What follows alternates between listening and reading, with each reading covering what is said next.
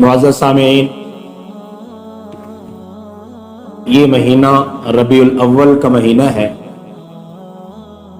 इस्लामी कमरी महीनों का तीसरा महीना है। रबीउल अव्वल इसका जो लफ्ज़ी माना है वो ये है कि रबी अरबी ज़बान में कहते हैं बहार को, और अव्वल का माना है पहला। तो इन दोनों का माना हुआ पहली बहार। बहार के दो मरहले होते हैं। एक पहला मरहला होता है जिस मरहले में कलियां और फूल खिलते हैं, और एक दूसरा मरहला होता है जिसको रबीउल सानी कहते हैं। पहले मरहले को रबीउल अव्वल और दूसरे मरहले को रबीउल सानी कहा जाता है, जो फल के पकने का मौसम होता है। अल्लामा इब्न कसीर रहमतुल्लाह ने लिखा है कि रबी ये इब्तिबा से निकला है, जिसका माना है रबीउल अव्वल के महीने में क़याम करना, क्योंकि अरब के लोग इसमें चूंकि मौसम अच्छा होता था तो अरब के लोग बजाय दूसरे मुल्कों में, दूसरे शहरों में, दूसरे इलाकों में सफर करने के वो अपने घर में इन दो महीनों को जो है गुजारा करते थे, तो इसलिए भी इसको रबी का नाम दिया गया। बहरहाल वजह तस्मिया कोई भी हो, रबीउल अव्वल का महीना अहले ईमान के यहाँ बड़ी अहमियत का हामिल है। और इस महीने की जो अहमियत है वो इस वजह से है कि रबीउल अव्वल के महीने में अल्लाह के प्यारे हबीब मोहम्मद मुस्तफ़ा अहमद मुज्तबा सल्लल्लाहु अलैहि वसल्लम की विलादत बासआदत है। इस महीने की जो अजमत की जाती है, एहतराम किया जाता है, फजीलत और एहतराम की निगाह से इस महीने को देखा जाता है, उसकी बुनियादी वजह यह है कि इस बाबरकत महीने में आमना के लाल,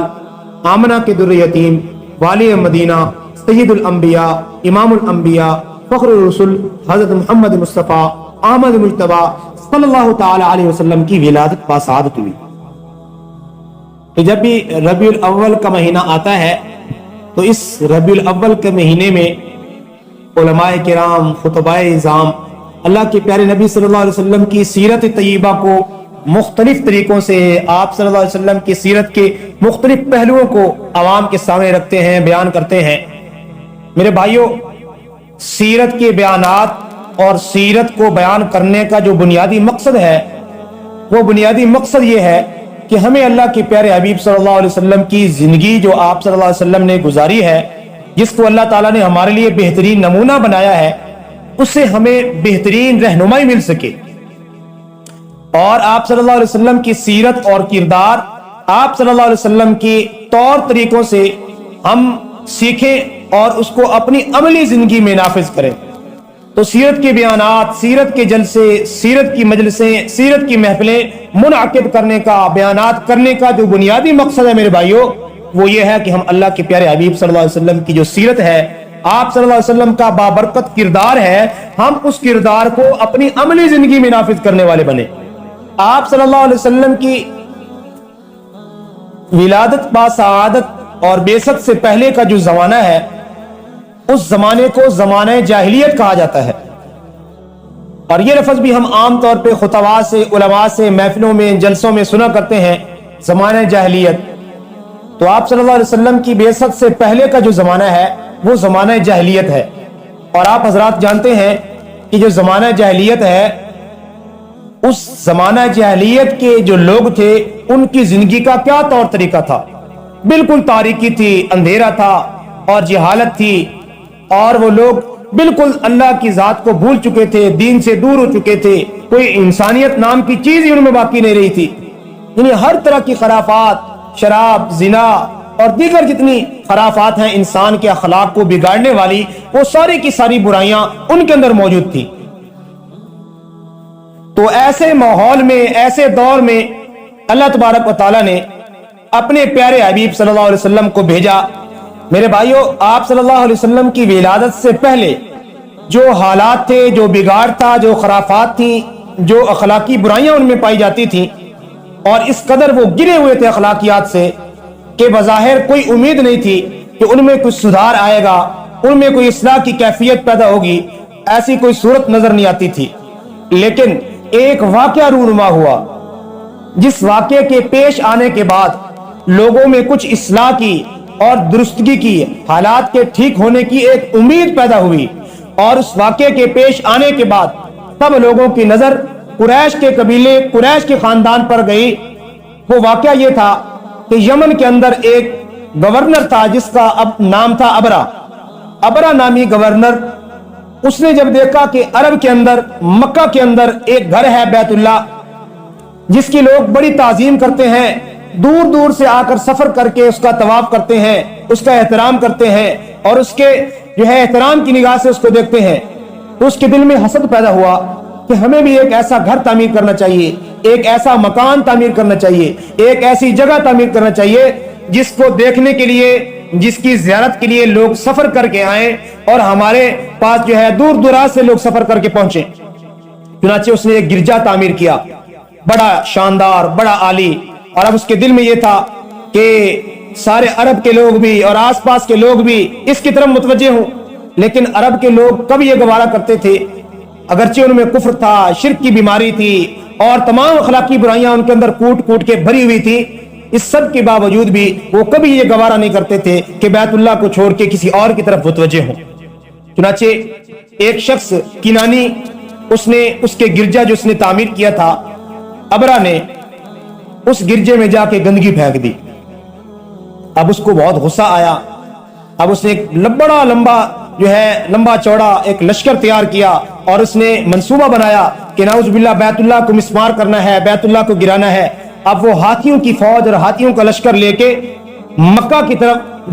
رواں دواں ہوا، مکہ کی طرف بڑھا تاکہ نعوذ باللہ بیت اللہ کو گرا دے، بیت اللہ کو ختم کر دے۔ اب مکہ کے لوگوں نے جب دیکھا کہ اتنا بڑا لشکر ہے، اتنی بڑی جماعت ہے، اتنے زیادہ طاقت والے ہیں، ہمارے بس کی بات نہیں ہے کہ اتنے بڑے لشکر کا مقابلہ کریں۔ چنانچہ انہوں نے کچھ بھی تعرض کرنے سے اعراض کیا، ان کے مقابلے میں نہیں آئے۔ لیکن ان کے ذہن میں ایک بات تھی، ایک یقین ان کو تھا کہ اس کعبہ کا ایک رب ہے جو اس کی حفاظت ضرور کرے گا۔ پھر اللہ پاک نے ان کی اس امید کو پورا کیا۔ اللہ پاک نے اپنے گھر کی خود حفاظت کی۔ وہ اتنا بڑا لشکر، ہاتھیوں کا مضبوط لشکر جو بیت اللہ کو گرانے کے لیے آئے تھے، اتنا بڑا لشکر لے کے اللہ پاک نے قرآن کی ایک پوری سورت الفیل اتاری، جس میں ان کی تباہی کا اللہ پاک نے نقشہ کھینچا۔ اور اللہ پاک نے چڑیوں کا ایک جھنڈ بھیجا، ایک چڑیوں کا جو کمزور مخلوق ہے، ایک کمزور مخلوق کا لشکر اللہ پاک نے اس مضبوط لشکر پر بھیجا اور ان کی چونچ میں ایک ایک کنکر اللہ پاک نے دیا، اور وہ ایک کنکر ایک ہاتھی اور اس کے سوار پہ پھینکتے تھے، وہ ایک کنکر اللہ کے حکم سے ہاتھی اور اس سوار کے آر پار ہو جاتا، وہ سوار بھی اور اس کی سواری بھی بالکل ملیا میٹ ہو جاتے، ختم ہو جاتے۔ تو اس طرح اللہ پاک نے چڑیوں کے ذریعے سے اللہ پاک نے اس بڑے لشکر کو تباہ کیا، برباد کر کے ان کو ختم کر کے بتا دیا کہ اس بیت اللہ کا کوئی رب ہے جو اس کی حفاظت کرنا جانتا ہے، دنیا کی کوئی طاقت نہیں ہے جو اللہ کے گھر کو نقصان پہنچا سکے۔ جب یہ بیت اللہ کی حفاظت کا واقعہ رونما ہوا تو اس واقعے کے رونما ہونے کے بعد لوگوں میں ایک امید پیدا ہوئی کہ اللہ تعالیٰ ایک ایسے انسان کو اللہ پاک بھیجیں گے جو اس بیت اللہ کی حفاظت کرے گا اور اس بیت اللہ سے نجاست اور گندگی کو دور کرے گا۔ چنانچہ اس واقعے کے تقریباً 50 یا 55 دن کے بعد اللہ کے پیارے نبی صلی اللہ علیہ وسلم کی ولادت باسعادت ہوئی۔ آپ صلی اللہ علیہ وسلم کی ولادت باسعادت ربیع الاول کے مہینے میں ہوئی، مشہور قول کے مطابق 12 تاریخ کو ہوئی۔ آپ صلی اللہ علیہ وسلم کی ولادت باسعادت صبح سحری کے وقت ہوئی۔ آپ صلی اللہ علیہ وسلم کی ولادت باسعادت سوموار والے دن ہوئی۔ آپ صلی اللہ علیہ وسلم فرمایا کرتے تھے کہ جب میں اپنی ماں کے پیٹ میں تھا، شکم مادر میں تھا، تو میری والدہ بتایا کرتی تھی جب آپ میرے پیٹ میں تھے تو میرے جسم سے ایک ایسا نور نکلا جس نور کی وجہ سے شام کے سارے محلات روشن ہو گئے۔ تو یہ علامت تھی، یہ اشارہ تھا کہ اللہ کے پیارے حبیب صلی اللہ علیہ وسلم کے واسطے سے، آپ صلی اللہ علیہ وسلم کے ذریعے سے اللہ پاک نور ہدایت دنیا میں عام فرمائے گا۔ چنانچہ آپ صلی اللہ علیہ وسلم کی ولادت باسعادت ہوئی اور آپ صلی اللہ علیہ وسلم دنیا میں تشریف لائے، اور آپ صلی اللہ علیہ وسلم کی آمد سے، آپ صلی اللہ علیہ وسلم کی آمد جو ہے موسم بہار کی طرح تھی۔ جس طرح خزاں کے بعد بہار آتی ہے تو خشکی ساری ختم ہو جاتی ہے، سرسبز علاقے ہو جاتے ہیں، اللہ کے پیارے نبی صلی اللہ علیہ وسلم کی آمد بھی بہار کی طرح تھی کہ آپ صلی اللہ علیہ وسلم کی آمد کے بعد اللہ پاک نے آس پاس پوری کائنات میں، پوری دنیا میں اللہ پاک نے نور ایمان کی روشنی کو عام کر دیا۔ آپ صلی اللہ علیہ وسلم کی ولادت بعد شہادت کے بعد رضاعت کا مرحلہ تھا. عربی میں رضاعت کہتے ہیں بچے کو دودھ پلانا. اب عربوں میں ایک جو ہے ان کا مزاج تھا, ان کا قانون تھا کہ وہ اپنے بچے کی پرورش دیہاتی ماحول میں کرنا پسند کرتے تھے, اور اس کی چند وجوہات تھیں. ایک وجہ یہ تھی کہ دیہات کی آب و ہوا صحت کے لیے زیادہ مفید ہوتی ہے, صحت افزا ہوتی ہے, اس سے بچے کی صحت زیادہ اچھی رہتی ہے. ایک وجہ یہ تھی بچوں کو دیہات میں بھیجنے کی, اور دوسری وجہ یہ تھی کہ دیہاتی جو لوگ تھے ان کی عربی زبان جو شہر والوں کی بنسبت فصیح تھی, تو جو بچہ دیہات میں پلتا تھا, پرورش پاتا تھا, ایک تو اس کی صحت اچھی ہوتی تھی, اور دوسرے نمبر پہ اس کی جو زبان تھی وہ بول چال اس کا اچھا ہوتا تھا, زبان اس کی فصیح ہو جاتی تھی, جملے اس کی زبان سے درست نکلا کرتے تھے. تو یہ وجوہات تھیں جس کی وجہ سے عرب کے لوگ اپنے بچوں کی پرورش کرنا دیہات میں بنسبت شہر کے دیہات میں زیادہ مناسب سمجھتے تھے, زیادہ پسند کرتے تھے. چنانچہ اللہ کے پیارے حبیب صلی اللہ علیہ وسلم کی جو پرورش ہے, بچپن کی جو دن ہے, بچپن کے جو سال ہیں, ان کی والدہ نے عرب کے اس قانون کے مطابق آپ صلی اللہ علیہ وسلم کی والدہ اما آمنہ نے جو ہے ارادہ کیا کہ میں اپنے اس بیٹے کی پرورش جو ہے کسی دیہات کے اندر کرواؤں. چنانچہ قبیلہ بنو سعد کی دائیاں مکہ کا رخ کرتی ہیں, اور ان دائیوں میں ایک سعادت مند, ایک خوش قسمت دائی اما حلیمہ سعدیہ رضی اللہ تعالی عنہ بھی تھی. چنانچہ قبیلہ بنو سعد کی دائیاں بچوں کی پرورش کرنے میں اور بچوں کی زبان کو درست کرنے میں وہ زیادہ, یعنی قبیلہ بنو سعد کے جو لوگ تھے اس کام میں زیادہ مشہور تھے. چنانچہ وہ مکہ میں آئے اور سب دائیوں نے اپنے اپنے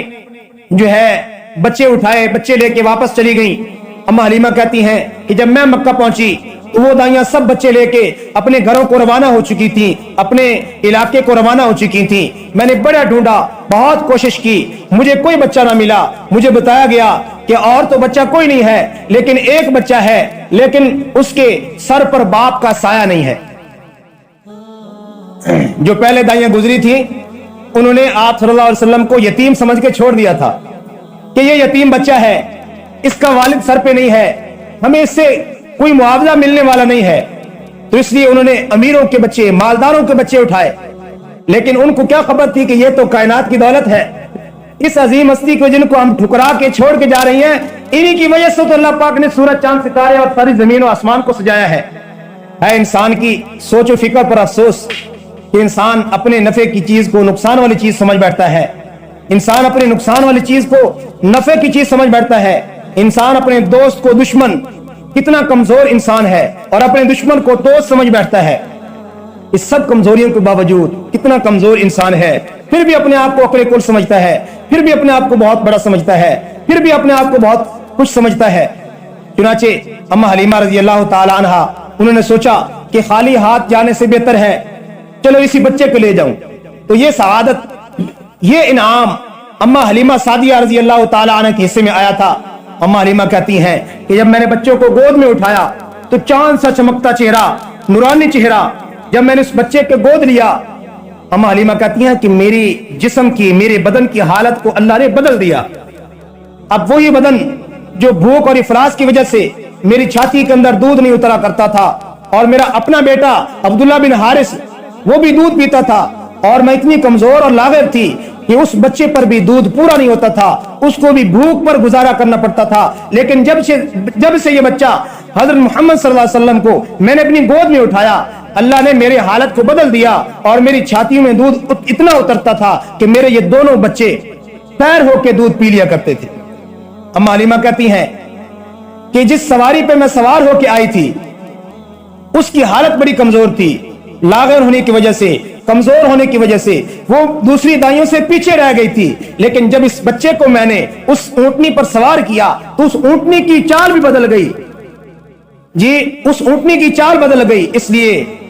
سوار بدل گیا تھا.